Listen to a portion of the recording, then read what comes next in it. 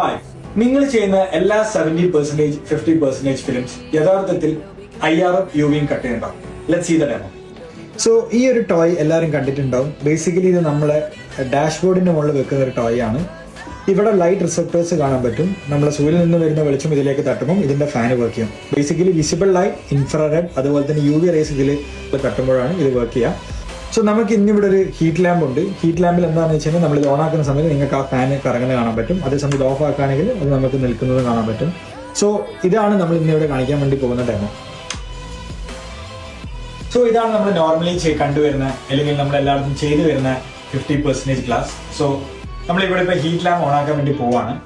So നിങ്ങൾക്ക് കാണാൻ പറ്റും, അതിന് ആ കറക്റ്റ് എനർജി കിട്ടുമ്പോൾ നിങ്ങൾക്ക് ആ ഫാന് കറങ്ങുന്നത് കാണാൻ പറ്റും. ഇനിയിപ്പോൾ നമ്മൾ ഈ നോർമലി നമ്മൾ കണ്ടുവരുന്ന ഈ ടിന്നി ചെയ്ത് കഴിഞ്ഞാൽ നിങ്ങൾക്ക് അതിനിപ്പോഴും ആ എനർജി കംപ്ലീറ്റ്ലി കിട്ടുന്നത് കൊണ്ടാണ് അതിന്റെ ഫാൻ ഇപ്പോഴും കറങ്ങിക്കൊണ്ടിരിക്കുന്നത്.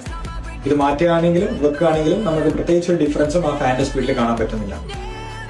സോ നമ്മൾ ഇവിടെ ചെയ്യുന്ന സെറാമിക് ഫിലിംസിന്റെ പെർഫോമൻസ് കാണാം. സോ ഇപ്പോൾ ലൈറ്റ് ഓൺ ആണ്, അതിന് കറക്റ്റ് എനർജി കിട്ടുമ്പോൾ നിങ്ങൾക്ക് ഫാൻ കറങ്ങുന്നത് കാണാൻ പറ്റും.